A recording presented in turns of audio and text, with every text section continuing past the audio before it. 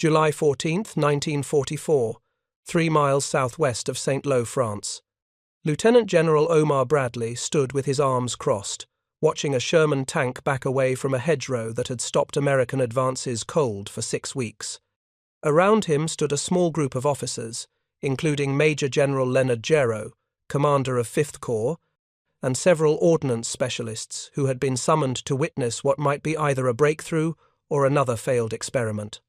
Welded to the front of the tank were 4 steel prongs that jutted forward like tusks, a contraption so simple that Bradley had initially dismissed the report when it first crossed his desk 3 days earlier. But desperate times demanded desperate measures, and the American breakout from Normandy hung in the balance. The tank's engine roared to life. The driver shifted into gear and accelerated directly at the ancient earthen wall, 10 miles per hour, 15. The steel prongs struck the hedgerow with a sound like tearing canvas, a noise that would become familiar to American tankers across France in the coming weeks. Earth and roots exploded upward in a fountain of dirt. The tank did not climb or tilt. It drove straight through, its prongs cutting into the base of the hedgerow like enormous knives through tough fabric. And then, in less than 5 seconds, the Sherman burst through to the other side, trailing broken branches and torn vegetation, but otherwise undamaged, its belly armor never exposed to enemy fire. Bradley's staff officers erupted in cheers. Ordnance specialists scrambled to examine the hedgerow, measuring the breach, checking for damage to the tank. The general himself remained silent for a moment, his mind already calculating the implications. If this device worked reliably, if it could be manufactured in quantity, if it could be installed on enough tanks before the planned offensive, then perhaps Operation Cobra could succeed. Perhaps the stalemate could be broken. He turned to Lieutenant Colonel John Medaris, his chief ordnance officer, and spoke words that would change the course of the war. "I want these devices manufactured and fitted to as many tanks as possible. Every Sherman, every Stuart, every tank destroyer we can modify. I want them ready before Operation Cobra launches. Round-the-clock production. Use every ordnance unit, every maintenance depot, every welder we have. This is top priority." If you're enjoying this deep dive into the story, hit the subscribe button and let us know in the comments from where in the world you are watching from today. What Bradley had just witnessed was the solution to a problem that had threatened to turn the greatest amphibious invasion in history into a bloody stalemate. For 6 weeks, the Bocage of Normandy had defeated the most powerful army ever assembled. The hedgerows, ancient boundaries between Norman fields, had proven more formidable than German concrete fortifications, more effective than minefields, more deadly than the Atlantic Wall itself. And the man who had solved this seemingly impossible problem was not a general with decades of military experience, not an MIT-trained engineer with advanced degrees, but a 29-year-old sergeant from Cranford, New Jersey, who had improvised a solution from scrap metal salvaged from German beach obstacles and applied nothing more complicated than common sense and a welding torch. But what Bradley didn't know, what almost no one knew on that July afternoon, was that this device had already been rejected once. 3 days earlier, on July 11th, Curtis Culin's invention had been dismissed by a senior officer as impractical. The officer had ordered the device removed from Culin's tank, declaring that it would never work and that Culin should focus on his assigned duties rather than wasting time on amateur engineering. Only through the intervention of Culin's immediate commander, and through one more demonstration to a more open-minded colonel, had the device made its way up the chain of command to Bradley's attention. This is the story of how one welder's rejected Hedge-Cutter freed 7 divisions from the Bocage in 72 hours and opened the road to Germany. 300 yards away, Supreme Commander Dwight David Eisenhower paced in his headquarters at Southwick House near Portsmouth, studying maps that told a story of mounting disaster.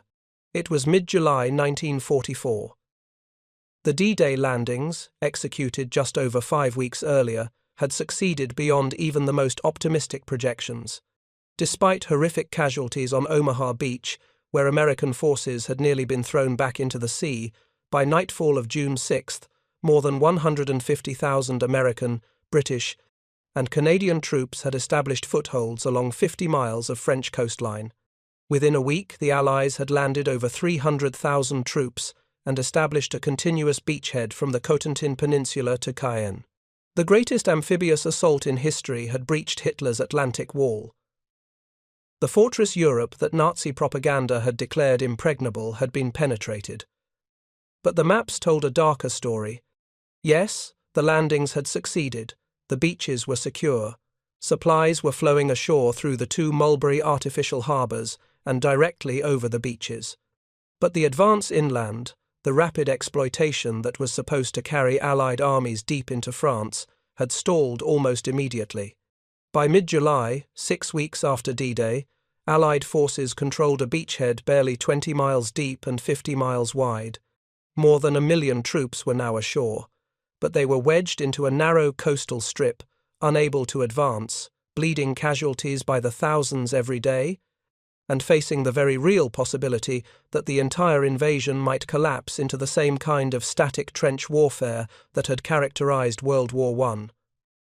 The grand strategy, carefully developed over 2 years of planning, called for rapid breakout from the beachhead. British and Canadian forces would seize Cayenne, a critical road and rail junction on D-Day itself, and push south into open tank country. American forces would cut across the Cotentin Peninsula, capture the port of Cherbourg within 9 days, then wheel south toward Brittany. Within 2 weeks, the Allied penetration was supposed to extend 15 miles inland along a continuous front. Mobile warfare, rapid exploitation, armoured thrusts deep into German rear areas. This was the vision that had guided planning. Instead, the Allies were bogged down in brutal close-quarter combat, advancing by yards rather than miles, losing thousands of men for tiny gains in territory. And the reason had a name: the Bocage, the hedgerows of Normandy. June 7, 1944. 24 hours after the successful landing on Omaha Beach, soldiers of the 1st Infantry Division, the Big Red One, pushed inland from the coast. They were exhausted from the beach assault, having suffered nearly 2,000 casualties in the landing, but they were alive, and they had broken through the Atlantic Wall. They expected to encounter retreating German forces, perhaps some hastily prepared defensive positions in the villages and towns inland. What they found instead was a landscape that seemed designed by nature itself to favour defenders and destroy attackers, a green maze that would prove more deadly than the German fortifications they had just overcome. Private James Henderson of the 26th Infantry Regiment wrote in his diary that first day, a passage that would be discovered decades later in the National Archives. "We thought we were through the worst after the beach. We had beaten the Atlantic Wall. We had survived the worst that Hitler could throw at us. Then we came to these hedges, these damned Norman hedges. God help us. God help us all." The hedgerows were not hedges in any sense that American soldiers understood. They were not like the decorative shrub borders that Americans knew from suburban yards back home. They were not agricultural fencing that could be cut or pushed aside. They were ancient fortifications built up over centuries by Norman farmers who had shaped this landscape since the Middle Ages. The process had begun 1,000 years earlier, when farmers cleared their fields of stones and rocks, piling them along property boundaries to mark ownership and create barriers for livestock. Generation after generation had added to these walls. More stones, more earth. Seeds from plants growing on top would fall and take root. Trees would sprout. Over centuries, the walls grew into earthen banks 3 to 12 feet high and 1 to 10 feet thick at the base. The soil composing these banks was packed hard as concrete, compacted by centuries of settling and reinforced by the root systems of the vegetation growing on top. Hawthorn, brambles, vines, small trees, all intertwined into a nearly impenetrable mass. The fields they enclosed were small, typically no more than 400 yards long and 200 yards wide, creating a patchwork quilt of tiny, walled enclosures stretching for miles in every direction. Narrow sunken lanes, worn down by centuries of farm traffic, provided the only passage between fields. These lanes were death traps, easily blocked, easily defended, easily turned into killing zones. For tanks, the hedgerows presented an impossible dilemma. The earthen banks were too thick to simply push through. A Sherman tank weighing 33 tons could not bulldoze its way through walls that had resisted centuries of Norman weather. The only option was to climb over them. But when a tank climbed a hedgerow, physics became the enemy. As the tank's nose tilted upward to crest the bank, the hull reached an angle where the tracks lost purchase with the ground. The tank's belly, its most vulnerable point, armoured with less than 1 inch of steel, became exposed to enemy fire. The main gun, pointing skyward at 45 degrees or more, could not be brought to bear on targets. The tank effectively became blind and helpless for the critical seconds it took to climb the hedgerow. German anti-tank teams learned this within days of the invasion. They positioned themselves with Panzerfausts, the German handheld anti-tank rockets, and waited. When American tanks attempted to cross hedgerows, the Germans simply aimed at the exposed belly armour and fired. The results were catastrophic. A Panzerfaust rocket could penetrate up to 8 inches of steel armour. Against the Sherman's half-inch belly plate, it was devastatingly effective. The 2nd Armoured Division lost 12 tanks in a single day to this tactic. The 3rd Armoured Division lost 9. Tankers began refusing orders to cross hedgerows, and their commanders could not blame them. Asking a tank crew to climb a hedgerow was asking them to commit suicide. For infantry, the Bocage was equally nightmarish. German defenders dug foxholes directly into the earthen banks of the hedgerows, creating positions that were nearly invisible from ground level and almost immune to artillery fire. The thick earth absorbed the blast from shells. The vegetation concealed the defenders. A single German machine gun team, positioned in a hedgerow, could pin down an entire American company. American doctrine called for combined arms operations, infantry and armour working together, supported by artillery and air power. But the Bocage negated every advantage that doctrine provided. Artillery observers could not see targets through the thick vegetation. Forward air controllers could not direct close air support when they could not see more than 1 field ahead. Tanks could not support infantry when crossing hedgerows meant certain destruction. Infantry could not advance without armour support. The result was the kind of warfare that American doctrine had been specifically designed to avoid: slow, grinding, attritional combat, where small unit actions determined outcomes. Platoons fought isolated battles for individual fields. Squads assaulted hedgerows defended by a handful of Germans who had every advantage. Casualties mounted, progress slowed to a crawl, and the breakthrough that was supposed to happen within days stretched into weeks with no end in sight. Lieutenant Colonel Robert T. Marsh, battalion commander of the 2nd Battalion, 26th Infantry Regiment, described the tactical reality in a post-action report that would later be studied in military schools.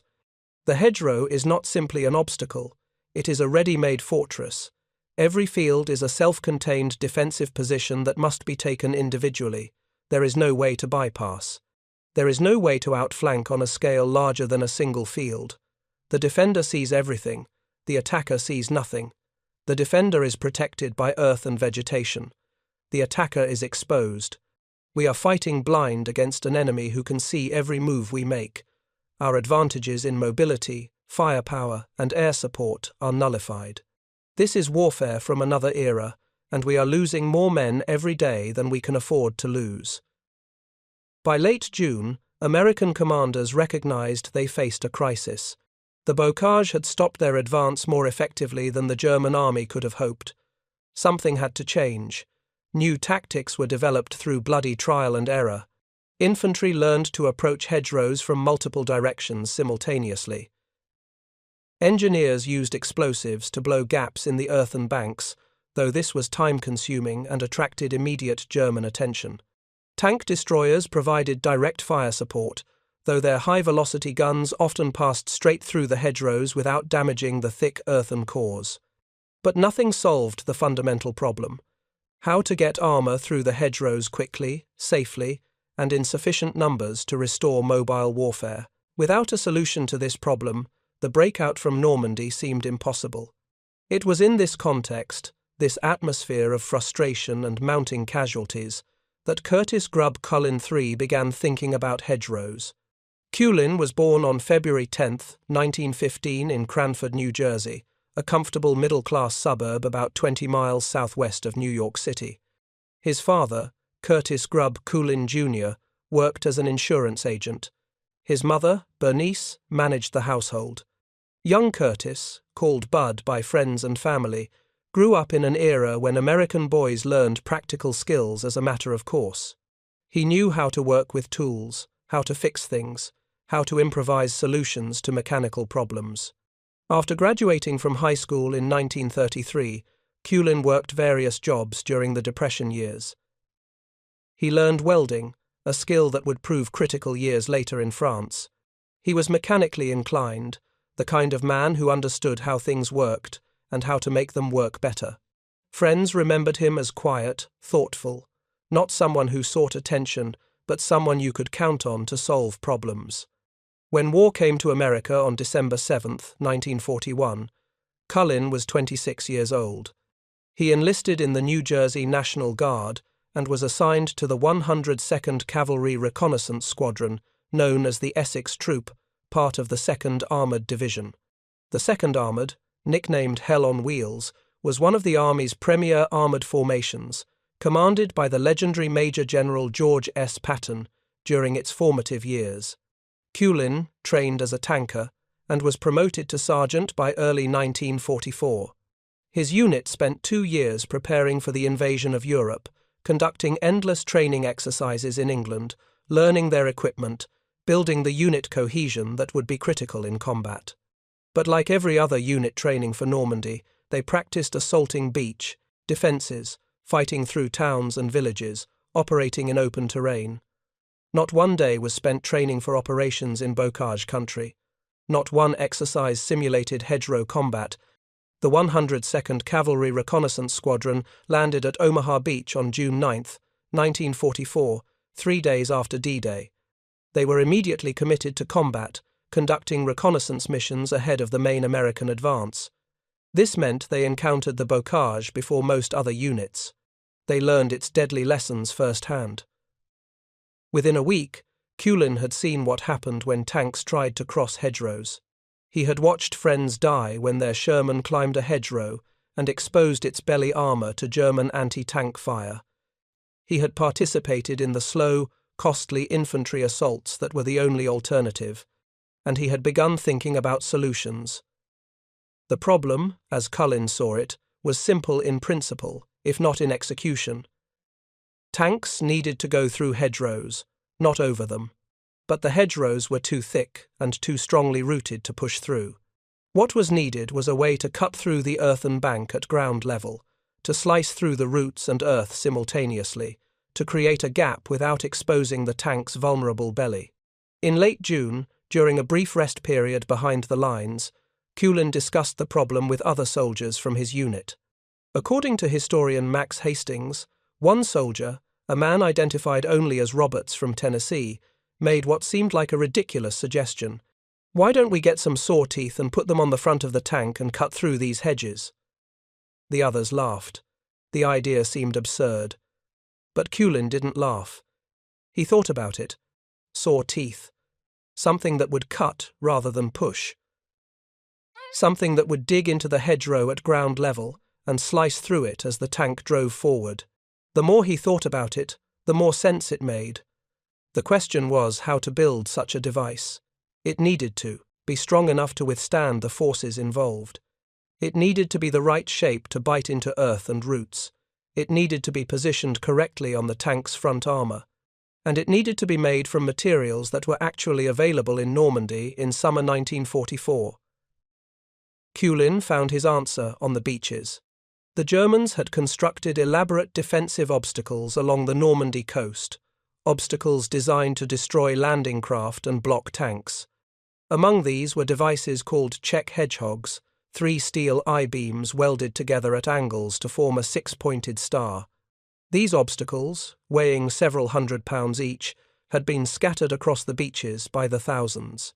After the initial landings, American engineers had cleared them from the beaches and left them in piles, waiting to be salvaged for scrap metal. Culin realized that the I-beams from these obstacles were perfect for what he had in mind.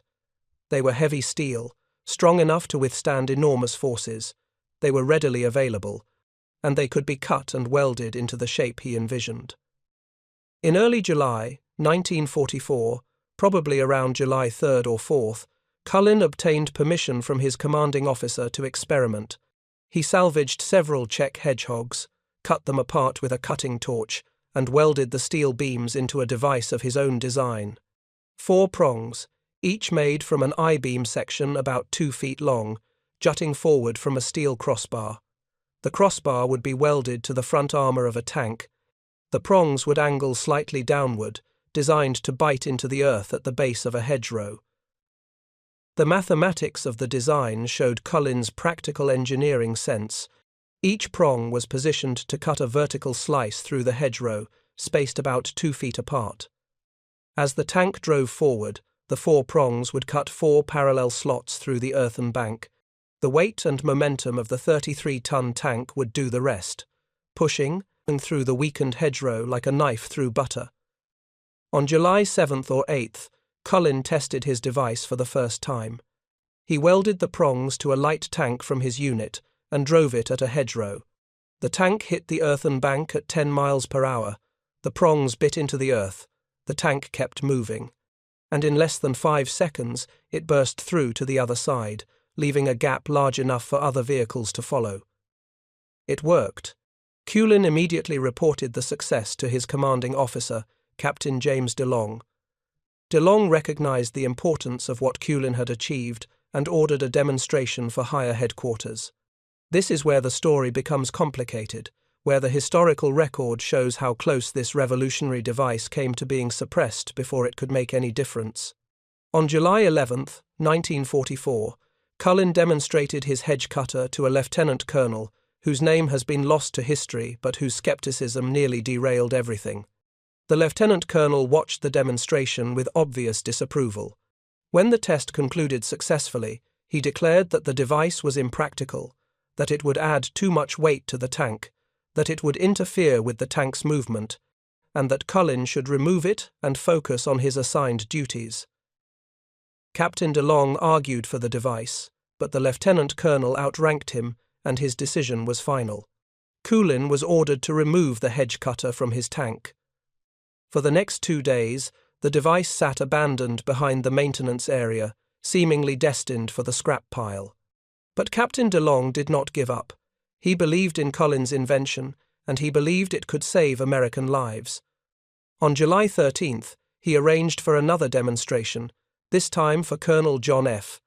R. Seitz, commander of the 5th Infantry Division's artillery. Seitz was known as an officer who valued results over procedures, who was willing to listen to new ideas regardless of their source.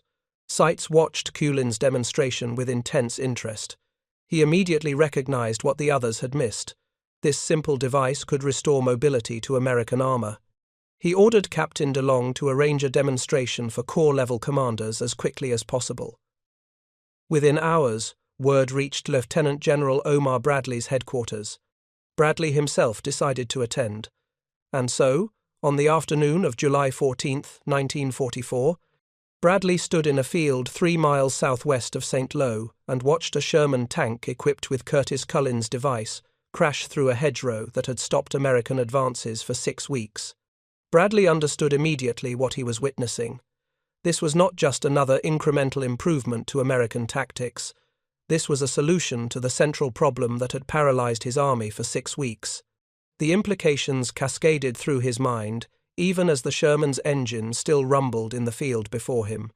If every tank in First Army could be equipped with this device, if they could punch through hedgerows at will rather than climbing over them, then Operation Cobra might actually succeed. The massive offensive he had been planning, the operation that was supposed to break the Normandy stalemate and send American armies racing across France, suddenly seemed possible again. Bradley's reaction was immediate and decisive. He turned to the ordnance officers present and issued the orders that would transform Curtis Culin's improvised solution into a weapon that would help win the war. Every tank in First Army would be fitted with Culin's device. Every ordnance unit, every maintenance depot, every welder who could work metal would be put to the task. Production would begin immediately and continue around the clock until Operation Cobra launched. There was no time for further testing, no time for engineering studies, no time for the usual military bureaucracy. The device worked. That was enough. Lieutenant Colonel John Medeiros, Bradley's chief ordnance officer, took personal charge of the production effort. He recognized that time was the critical factor. Operation Cobra was scheduled to launch in 11 days, on July 25, 1944. In those 11 days, his ordnance units would need to manufacture and install enough hedge-cutters to equip several hundred tanks. It was an impossible deadline, which meant it had to be met. Medeiros established production sites at every ordnance depot in the American sector. The beaches still contained thousands of German Czech hedgehogs, more than enough steel to build the devices. Cutting torches would cut the hedgehogs apart. Welders would fabricate the hedge cutters according to Culin's basic design, which was simple enough that any competent welder could replicate it. Installation teams would work in shifts, 24 hours a day, welding the devices onto tanks as they came off the front lines for maintenance. The production effort became a race against time. Ordnance companies that had been maintaining vehicles and repairing damaged equipment suddenly became manufacturing centers. Welders who had been patching armor plate and fixing broken tracks now fabricated hedge cutters. The work continued through the nights, illuminated by the glow of welding torches and the light of improvised floodlights powered by generators. Curtis Culin, meanwhile, tried repeatedly to ensure that proper credit was given. He told everyone who would listen that the original idea had come from Roberts, the Tennessee soldier who had suggested using saw teeth to cut through hedgerows. Culin insisted that Roberts deserved recognition for the concept, even though Culin had been the one to turn the concept into a working device. But in the chaos of wartime production, in the urgency of preparing for Operation Cobra, Roberts's name was lost. Years later, military historians would search for any record of this soldier, any documentation that might identify him more precisely. They would find nothing. Roberts, whoever he was, disappeared into the anonymity that claimed so many individual soldiers' stories.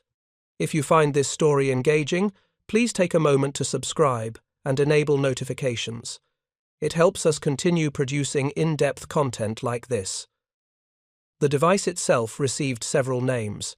Tankers called it the Culin cutter. Official reports referred to it as the Culin hedgerow device. Engineers called it the Rhino, comparing the protruding prongs to a rhinoceros's horn. Tanks equipped with the device became known as Rhino tanks. By the time Operation Cobra launched, approximately 500 American tanks had been fitted with the device. This represented nearly 3/4 of the tanks in 2nd Armored Division, the unit that would spearhead the initial breakout attempt. The British, learning of the American innovation, began their own production. The Royal Electrical and Mechanical Engineers called their version prongs and manufactured them in England for shipment to Normandy. By August, 600 Mark I prongs had been delivered for installation on Sherman 5s. An additional 1,000 Mark II prongs were produced for Sherman's and M10 tank destroyers.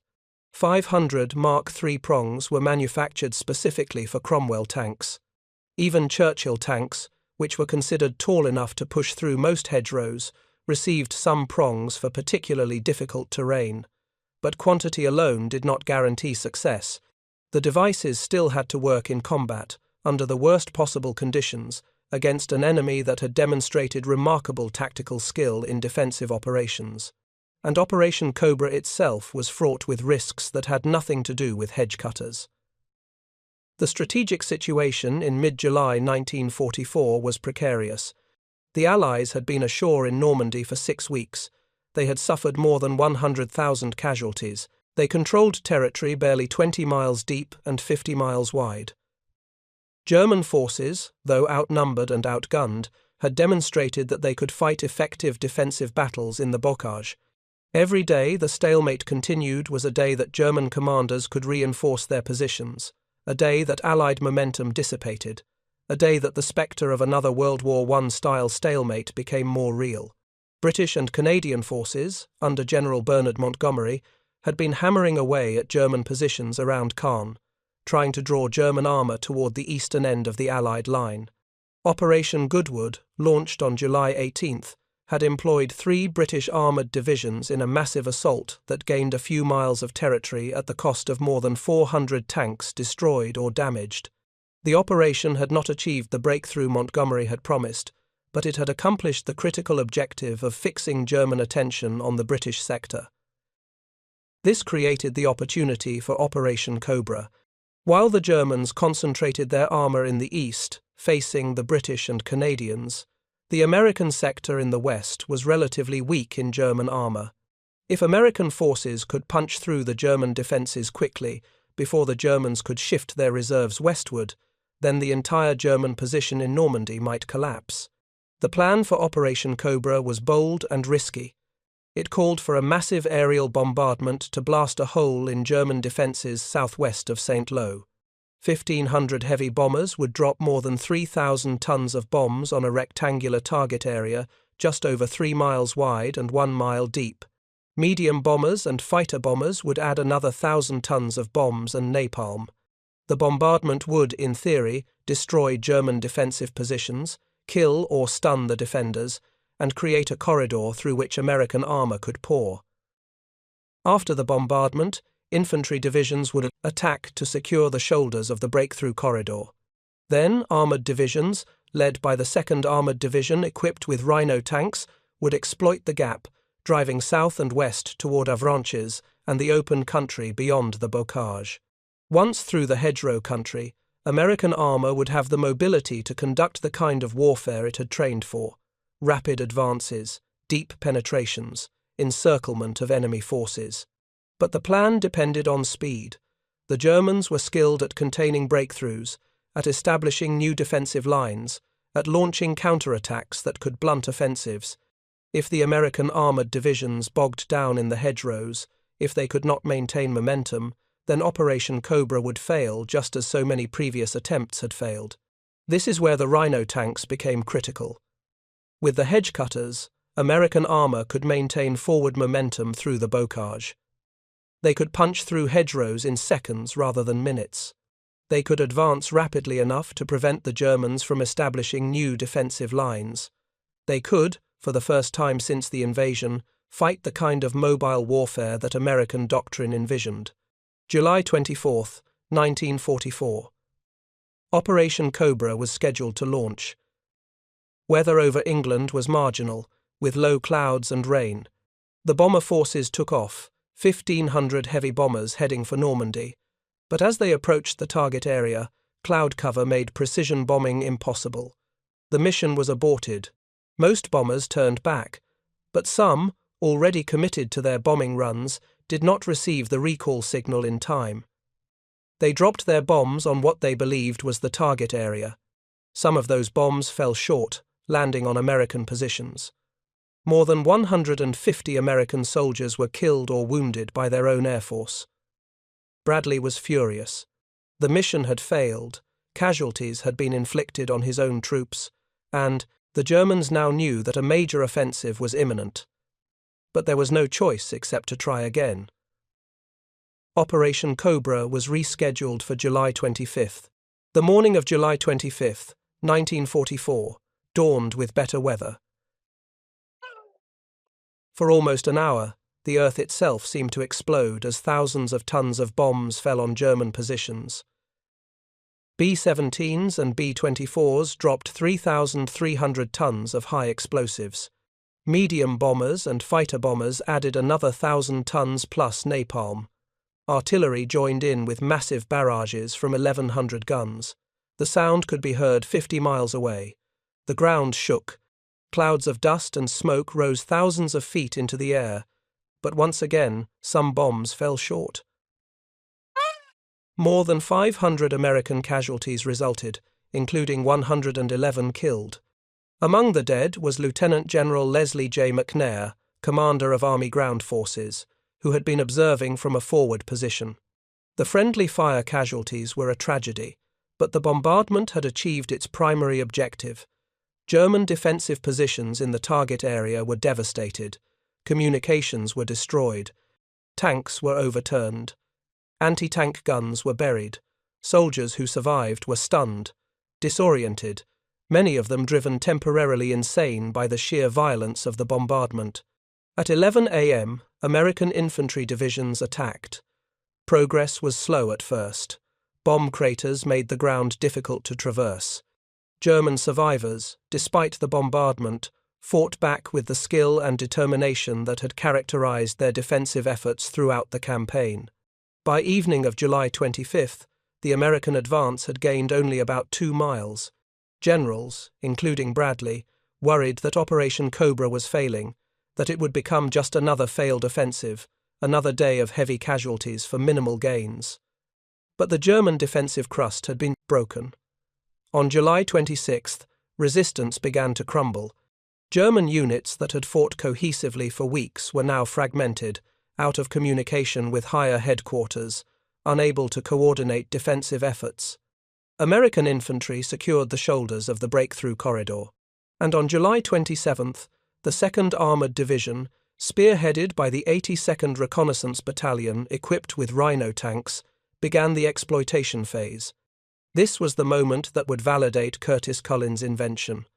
The Rhino tanks of the 2nd Armored Division crashed through hedgerow after hedgerow, maintaining momentum that would have been impossible with conventional tanks. Where previous advances had been measured in yards per day, the Rhino tanks advanced miles per day. They did not stop to find gaps in hedgerows. They did not expose themselves climbing over hedgerows. They simply drove through, cutting gaps that infantry and following vehicles could use. The psychological impact on both sides was immediate and profound. American tankers, who had spent weeks fearing hedgerows as death traps, suddenly found that they could handle the Bocage terrain. Morale soared, confidence returned. Tank crews that had been reluctant to advance now pressed forward aggressively. The Germans, meanwhile, faced a tactical situation they had not anticipated. Their defensive strategy had relied on the hedgerows to slow and channel American armor. Now American tanks were punching through hedgerows at will, appearing where German defenders did not expect them, maintaining pressure that gave the Germans no time to reorganize. On July 28th, Combat Command B of the 2nd Armored Division, led by Brigadier General Maurice Rose, captured the town of Coutances, completing the encirclement of German forces in the Cotentin Peninsula. Thousands of German soldiers were trapped and forced to surrender. On July 30th, American forces captured Avranches, the gateway out of Normandy.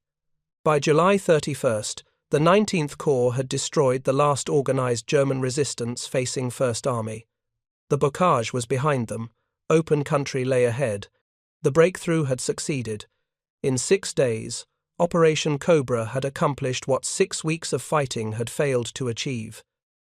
The American breakout from Normandy was underway, and while many factors contributed to this success, the massive aerial bombardment, the fixing of German attention on the British sector, the courage and determination of American infantry, the Rhino tanks played a critical role that has often been underestimated by historians. Military historian Stephen Zaloga has argued that the hedge-cutters were not as widely used or as effective as popular legend suggests. He points out that not all American tanks were equipped with the devices, that some units found other ways to deal with hedgerows, and that the breakthrough at Avranches occurred partly because the Germans had weakened their positions to counterattack elsewhere. These points are valid. The hedge-cutters were not a magic solution that won the battle by themselves. But other historians, including Max Hastings and Chester Wilmot, credit the devices with restoring battlefield mobility to American armor at a critical moment. General Dwight Eisenhower, speaking years after the war, described the morale boost that the invention provided. The biggest and happiest group, I suppose, in all the Allied armies that night were those that knew that this thing worked. General Omar Bradley wrote in his memoirs that the Hedge-Cutter gave our tanks an upper hand in the Bocage and called it absurdly simple but critically important. The truth lies somewhere in the middle. The Rhino tanks did not win Operation Cobra single-handedly, but they solved a specific, critical problem at exactly the right moment. They allowed American armor to maintain momentum through the final stretches of Bocage country. They prevented the kind of grinding, slow advance that had characterized the 6 weeks before Cobra. They gave tankers confidence and gave commanders a tool they had desperately needed. The immediate aftermath of Operation Cobra transformed the entire campaign in Western Europe. On August 1, 1944, General George S. Patton's Third Army became operational, taking command of American forces that had broken through at Avranches. Patton, the most aggressive and mobile warfare-oriented of American commanders, saw the opportunity before him and exploited it ruthlessly. His armoured divisions raced south into Brittany, then wheeled east toward the German rear areas, advancing more than 200 miles in less than 2 weeks. German commanders attempted to contain the breakthrough. Field Marshal Gunther von Kluge, commanding German forces in Normandy, shifted his armoured reserves westward to launch a counterattack at Mortagne, attempting to cut off the American spearheads and drive to the coast at Avranches. Operation Lüttich, as the Germans called it, launched on August 7th with 4 panzer divisions.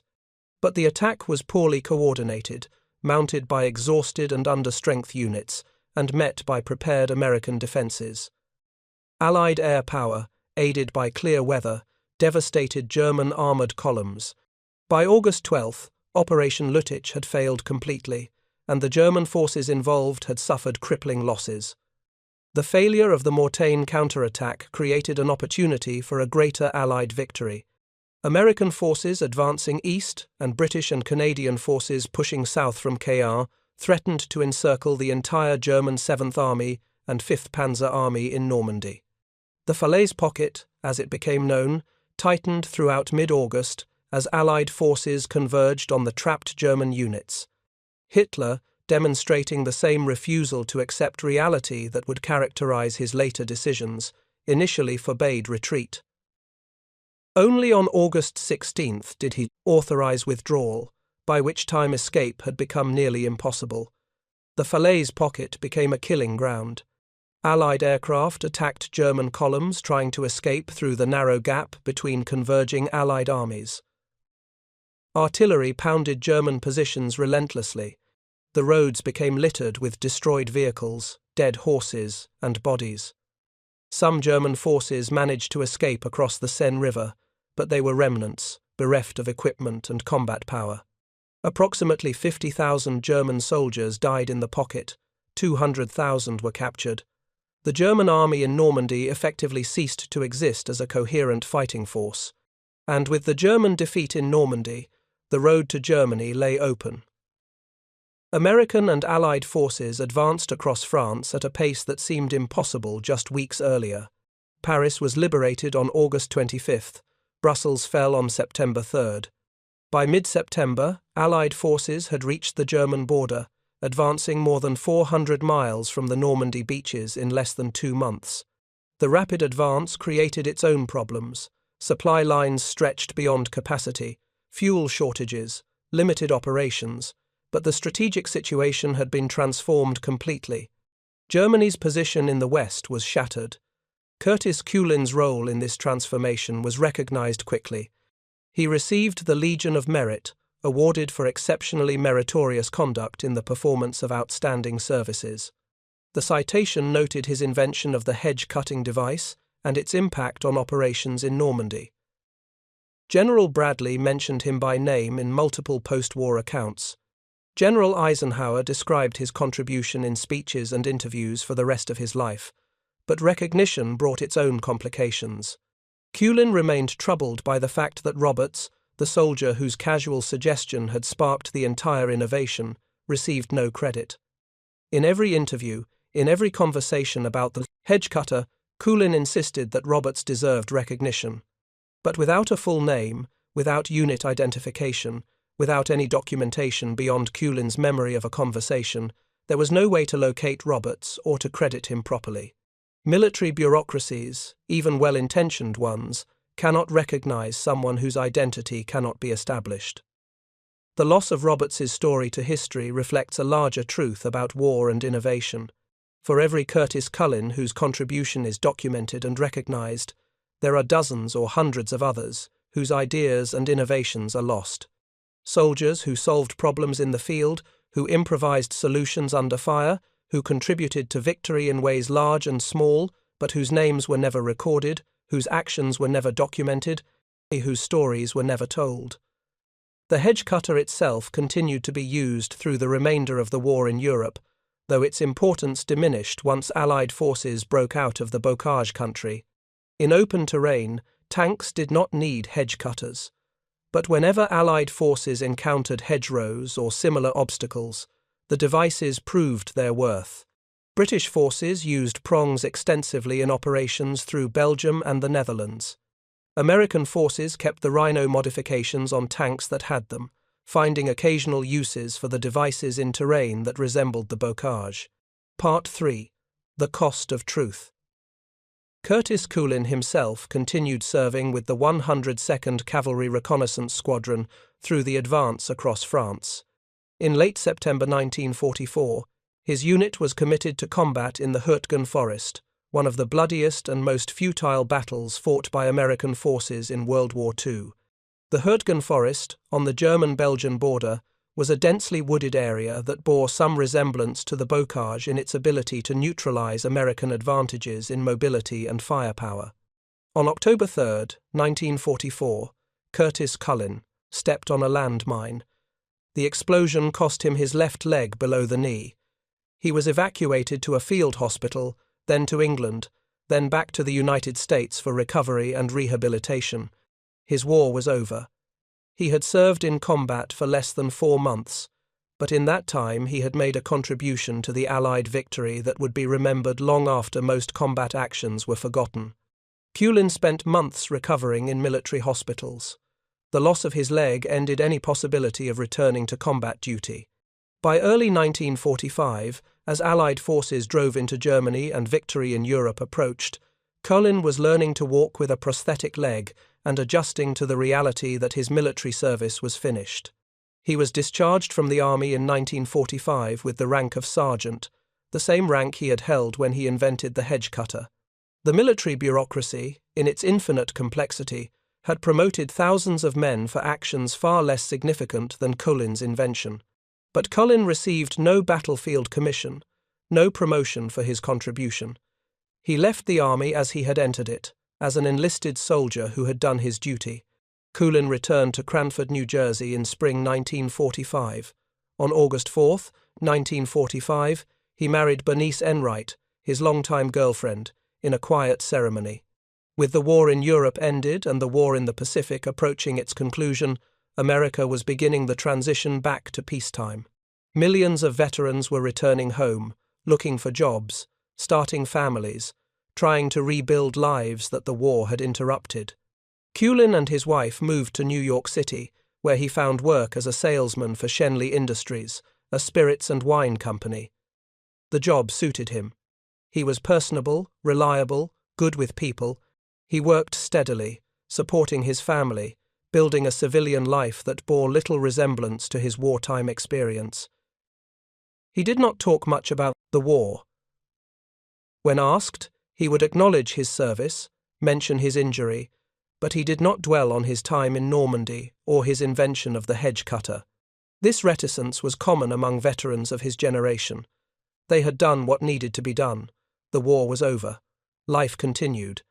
Many veterans found that civilian friends and family members did not really want to hear about combat experiences. The details were too grim, too violent, too far removed from the concerns of everyday life. Better to focus on the present and the future than to dwell on the past. But Culin's contribution had not been forgotten by the military or by historians. Articles appeared in military journals describing the Hedge-Cutter and its impact on operations in Normandy. General Bradley's memoirs, published in 1951, included a detailed account of the device and credited Culin by name. Military history textbooks began including the story as an example of soldier innovation and the importance of battlefield adaptability. In 1961, former President Dwight Eisenhower gave a speech to the American Society of Mechanical Engineers in which he described the Hedge-Cutter as an example of practical American ingenuity. He told the story of Sergeant Culin and emphasized how the idea had moved up the chain of command from soldier to captain to colonel to general, and how Bradley had immediately recognized its value and ordered it into mass production. Eisenhower's speech brought renewed attention to Culin's contribution. But by then, Curtis Culin's health was declining. He was in his late 40s, working steadily but struggling with health problems related to his war wound and to years of difficulty adjusting to life with a prosthetic leg. On November 20, 1963, Curtis Grubb Culin III died in Greenwich Village, Manhattan, at the age of 48. His death was noted in local newspapers, and his obituary mentioned his invention of the Hedge-Cutter and his service in World War II. His widow, Bernice, would live for many more years, keeping his memory alive and ensuring that his contribution was not forgotten. The town of Cranford honored him with a memorial plaque placed on a boulder on the North Union Avenue side of the municipal building. The plaque reads simply, Curtis G. Culin III, Sergeant, U.S. Army, inventor of the tank Hedge-Cutter, World War II, 1915 to 1963. The broader significance of Curtis Culin's story extends beyond the tactical impact of his invention. It demonstrates several truths about military innovation and organizational culture that remain relevant decades later. First, innovation often comes from unexpected sources. Culin was not an engineer. He had no advanced technical education. He was a 29-year-old sergeant with a high school education and practical experience as a welder. But he had the intelligence to recognize a good idea when he heard it, the mechanical aptitude to turn that idea into a working device, and the determination to push the idea forward, despite initial rejection. His story illustrates that organizations that value results over credentials, that listen to ideas regardless of their source, gain advantages over organizations that rely solely on formal expertise. Second, the importance of command climate cannot be overstated. Curtis Culin's invention nearly died when a skeptical lieutenant colonel dismissed it as impractical. It survived only because Captain DeLong refused to accept that rejection and arranged for another demonstration. And it became a war-winning weapon because General Bradley recognized its value immediately and ordered it into mass production without waiting for extensive testing or bureaucratic approval. The chain of command from Culin to DeLong to Seitz to Bradley represented a military organization working as it should, responsive to battlefield realities, willing to embrace innovation, capable of rapid decision-making. Third, the story highlights the relationship between technology and tactics. The Hedge-Cutter was an absurdly simple device, nothing more than steel prongs welded to a tank's front armor. It required no advanced manufacturing, no exotic materials, no sophisticated engineering, but it solved a specific tactical problem that had stymied an entire army. Sometimes the best weapons are not the most advanced or the most powerful, but simply the ones that solve the immediate problem effectively. Fourth, the story demonstrates the multiplication of individual initiative. Culin's invention directly enabled the success of Operation Cobra. The success of Operation Cobra led to the breakout from Normandy. The breakout from Normandy led to the liberation of France, the advance to Germany, and ultimately to the defeat of Nazi Germany in the West. One sergeant's simple innovation had strategic consequences far beyond anything he could have imagined when he first welded steel prongs to a tank in July 1944. The hedge-cutters themselves, the actual devices that crashed through Normandy hedgerows in summer 1944, have largely disappeared. A few survive in museums. The National Museum of the United States Army displays a Sherman tank equipped with a hedge-cutter, showing visitors exactly what the device looked like and how it functioned. The Tank Museum at Bovington in England has examples of British prongs. A few other museums around the world preserve hedge-cutters as artifacts of the Normandy campaign. But most of the devices were simply worn out, removed from tanks when no longer needed, recycled for scrap metal in the post-war period. They were built to solve an immediate problem, not to last for decades. They served their purpose and were discarded. In this sense, they were perfectly suited to their role, practical, effective, and entirely focused on winning the war rather than achieving longevity. The legacy of the Hedge-Cutter extends into modern military thinking about innovation and adaptability. Military schools and staff colleges teach the story of Curtis Culin as a case study in soldier innovation. Officer candidates learn about the importance of listening to ideas from subordinates. Planners study how the Hedge-Cutter was developed, tested, and fielded in less than 2 weeks. Historians analyze how this simple device contributed to one of the most significant military operations of World War II. The story also resonates with modern soldiers who face their own battlefield challenges. In Iraq and Afghanistan, American forces encountered situations not entirely unlike the Bocage: complex terrain that negated some advantages while amplifying others, enemy tactics that exploited terrain effectively, the need for rapid innovation to solve immediate tactical problems. Soldiers in those conflicts improvised their own solutions, developing up-armored vehicles, counter-IED tactics, and new approaches to urban combat. Many of them explicitly cited Curtis Culin's example as inspiration, recognizing that battlefield innovation has always been part of American military culture. The town of Cranford, New Jersey, has preserved Curtis Culin's memory. Local historians have researched his life and service. The local historical society maintains a file of documents related to his wartime experience. School children learn about their town's connection to one of World War II's most important innovations. Every year on Veterans Day, someone places flowers at the memorial plaque, honoring the sergeant who changed the course of the war. In the larger sweep of World War II history, Curtis Culin's story occupies a small but significant place. The great campaigns, the major battles, the strategic decisions made by generals and political leaders rightfully dominate historical accounts. But wars are won not only by grand strategy and large-scale operations. They are won by the accumulated contributions of thousands of individuals, most of them ordinary people doing extraordinary things when circumstances demanded it. Curtis Culin was one of those ordinary people. He was not a brilliant strategist. He was not a charismatic leader. He was not a decorated hero who performed impossible feats of valor under fire. He was a sergeant who saw a problem, thought about it, improvised a solution using available materials, and pushed that solution forward despite initial rejection. In doing so, he contributed to the Allied victory in a way that few individuals could match.